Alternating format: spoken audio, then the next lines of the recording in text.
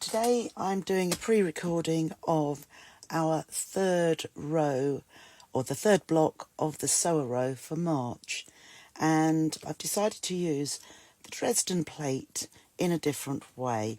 So as you can see here, what we have is an umbrella with the Dresden blades, little handle and a top to the brolly, and how we can lay them out. Once you've got as many as you need made, we can either have them all going in the same direction. I have a couple that I've made already here, or you might decide to alternate them, one row one way and one the other, and you'll see then how it gives a wavy pattern across your row of blocks. So what do we need? The PDF is already in the files, quite straightforward with the templates. If you do have a Dresden ruler, that would be great. And you will need to choose as many fabrics as you like. I'm using 5 blades for each block. You can use different colours, you could use exactly the same colour, or like I'm doing, I've just alternated. And I've alternated the dark and the light on this one, so the dark's at the outside. I've also done another one where I've got the light at the outside, so I've got 3 of one and 2 of another. So if you've never made a Dresden plate before, it's as easy as this. So we'll take one blade to begin with, and once we have the shape cut, so it's like a wedge, and along the longest short of the 2 short sides, the top edge, we're going to fold that right sides together, line up the raw edge, and we're always going to stitch towards the fold.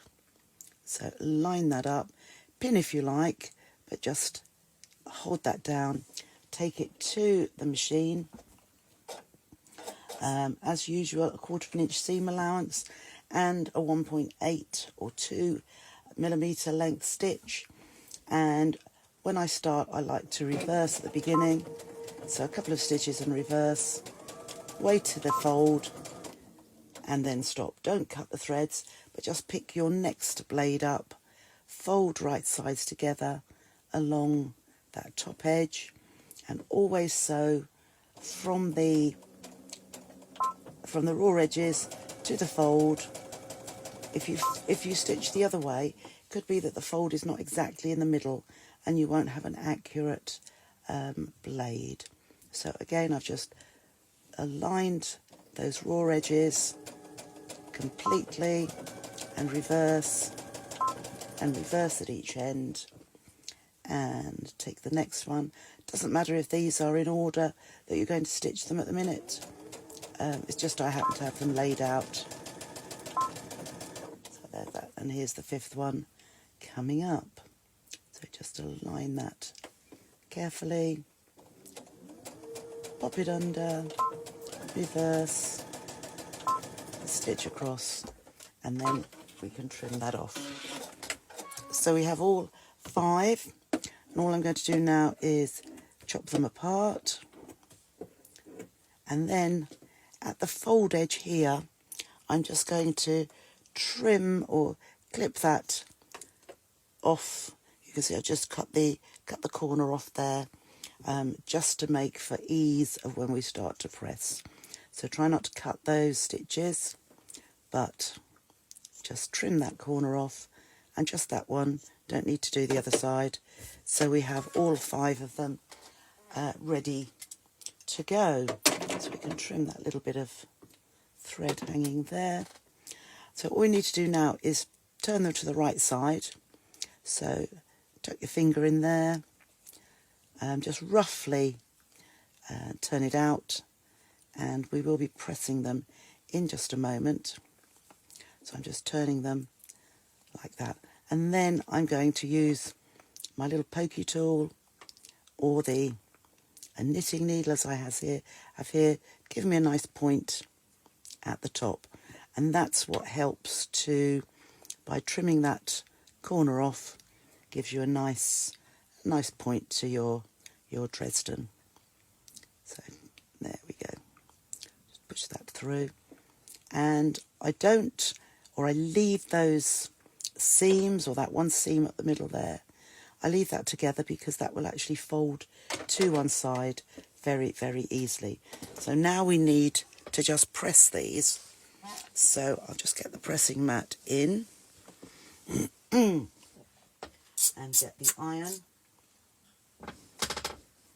So we need to look at this, and I like to turn it this way. Let's see, oh no, it's too wide.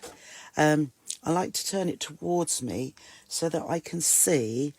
I want that seam to be pointing exactly down to the middle. Now you could fold or mark that point, but I think it's good enough just to see that that is exactly in the middle, that seam, pointing down to the bottom. And what you'll notice is that those seams sit together and go to one side automatically. So I'm just going to press that like so. Then I'll take my next one here. Just look at that, just hold my fingers on it so that I can just press there. So that's 1 and 2. And the same, you can just feel that seam sitting down. There's no bulk there. It just happens to be, just sit down really nicely, give a nice point without much effort at all. Just make sure the seam is pulled open, which you can do that with your fingers. And then here's the last one, like so. That's it, just watching that seam point right down to the middle, and you know that's in the right place. So there are my 1, 2, 3, 4, 5 blades. Now we want to, I'll press them again in a moment, we need to put them in the right order now. So as I say, I'm alternating. You can do as many different fabrics as you like. And I'm going to put them all together in one go. So I'm going to take these two here and I'm going to place them right sides together. Now the important point is to align the blade, the point up here. If it's a little bit longer at the bottom, that doesn't matter because it's going to be hidden. But to align those points here, and we're going to stitch from this point 1/4 inch in. Take those little bits out of the way.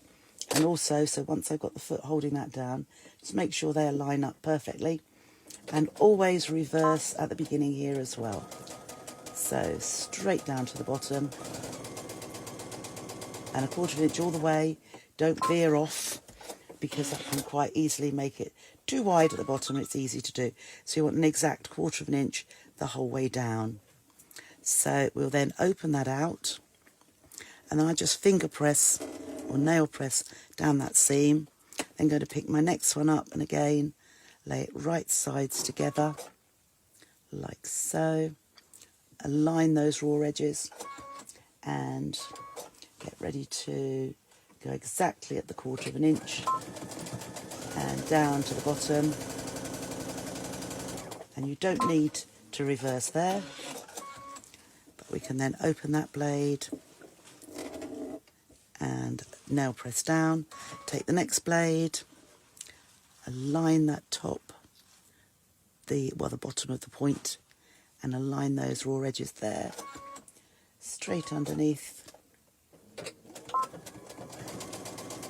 And down we go. And nail press that one open and take our last blade and pop that on here. There we go. So the template for the blade is on the PDF. As I say, if you do have a Dresden ruler, these blades are actually 4 inches long. So once we have that all together, we do need to give it a nice little press. So I usually press from the wrong side, and my seams are actually all going in together in one direction. So all I'm going to do is hold one edge, put the iron down and just pull it, not tug it to stretch it, but just pull that and then give it a press on the top. And that is ready to go. So nice and neat. We can always trim these bits of thread off like so, because there's always a little bit of thread where you're starting at that top edge each time, and it's nice to get that out of the way before you start sewing. So there is our umbrella. The other thing you will need to have is your base square, which is a 6.5 inch square, and all we're going to do is lay this onto a corner, and you can see how that fits nicely down one edge. Oh, look at it, that's it. Haven't quite pressed that out enough there, but you can pop a pin in there if you would like to, and a pin in this side as well, because that edge will just go, will line up with into the other corner with a little gap, at the bottom here. Now we don't even have to make a circle on this. We're going to use a square instead. So the first thing I like to do, I just want to tack down this edge just to hold this together. So a longer stitch, as it's just a tacking stitch, and about 1/8 of an inch from the edge, just as I say, to hold those blades down onto the background fabric. And then they'll take that around to this edge, and that just holds it down for when we are finishing the rest of the block. And that will all disappear into the seam once we have once we pop them all together into a row. So the next thing we need is a 2 3/4 inch square, and I'm going to pop that across here. So I'm going to line that up into that corner, and then I'm going to stitch across here. Now, if you would like to draw a line because it is a little bit long, absolutely fine. So get yourself a ruler and just mark across that diagonal like so. And what you can also do to make sure that your seam or your square is large enough to go across all of those raw edges is pop a pin into where you've marked it, bring that back, and you can see that all those raw edges are covered. So that is good. So now we're just going to stitch across this diagonal. So whether you've drawn it or not, we can either eyeball it. It's a longish seam, so probably a line so that you get that perfect diagonal there. And then all we're going to do is bring that back. I'll just nail press that at the moment, and then what we can do is we would trim these other two pieces away. But the first thing I'm going to do, I'm just going to top stitch across here. No, I'm not. I'm going to cut these other two layers away. So just leave that 1/4 inch seam allowance there, just to reduce some of that bulk. And then we've still got our square. So let's just top stitch across here. Probably do that in a standard, the 2.5 mil length. But we'll just stitch across just to give that a little bit of a completed look to it. Okay, so we're moving on pretty quickly. The next thing we need to do is make ourselves a little handle. So the shape is on your on the PDF, and I've actually used steamer seam. So I've drawn it onto I've drawn the shape onto my paper. I've then pulled one piece of the paper back and put my fabric underneath, and I've then ironed that to the fabric, and I've then cut it out. So all I need to do now is to, oh, I don't know if did I iron this one? Just trying to think if I did, because I can see the adhesive there, and I want that adhesive. So if your adhesive doesn't look as though it's stuck, it needs a little press. And you can always, what you want, when you peel that layer away, you want your adhesive to be on the fabric, not still stuck to the paper. So I've peeled that off, and then I'm going to centre it so that it goes under that middle point just there. So just move that over like that. So that's just stuck down, but I'm going to give it a little press so that that's stuck in place. So with my iron, heat and steam is fine. That is completely adhered now into place. So all I'm going to do now is I'm going to stitch around the points of my Dresden, and I'm just going to move that over so that I get a good, there we go. So now I'm going to go from, now I'm going to move my needle. I didn't need to move my needle. So I'm going to sew about 1/8 of an inch in from the edge. So, and I've gone up to a 2.5 stitch length as opposed to using the length. I use a smaller length when I'm actually piecing it together. So I'm going to stitch to that point and then come back down on the other side.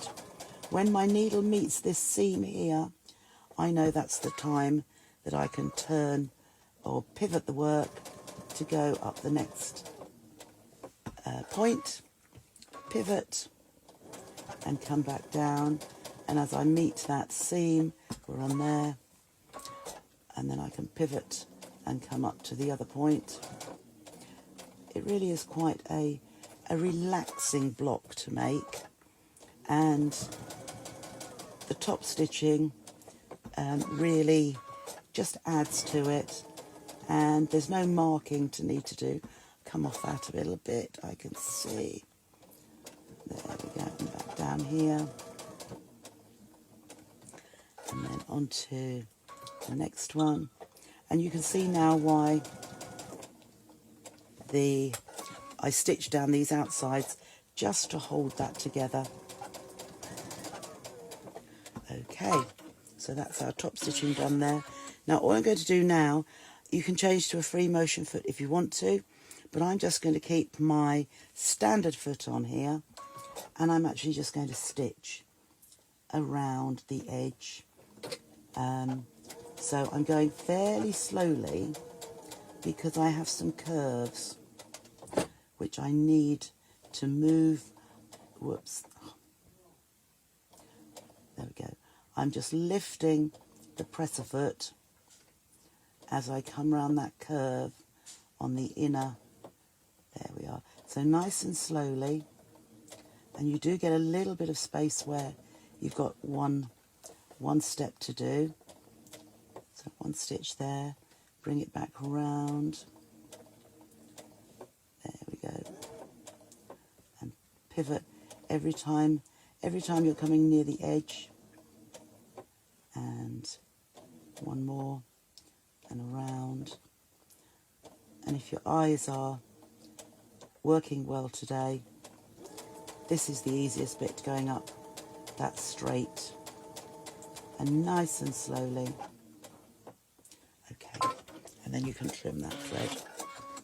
Don't think that was, or not too bad. So there we are. There is our third sewer row block, January, February, March. So again, with the ones I already have here, we can have them set, or you could have them like that. Can you see how they form a semicircle? Or you can have one up, one down, one up as they go across. So that all, perhaps we wanted to go that way. Or you could have it going that way. Just as something a little bit different. Or perhaps that one would go down that way. And then that would go that way. So that then the blocks are not actually touching but they can look quite neat going across a row. And as I said before, you do as many as you would like to, depending on how wide your row is, and just carry on. So I'm sorry I couldn't be with you. You can hear from my voice, it is already going. But that is your block for the sew row of March, and it's the umbrella with Dresden, a Dresden fan if you like. So I hope you enjoy, get stitching, and I'll see you next week. Thanks for watching. Bye bye.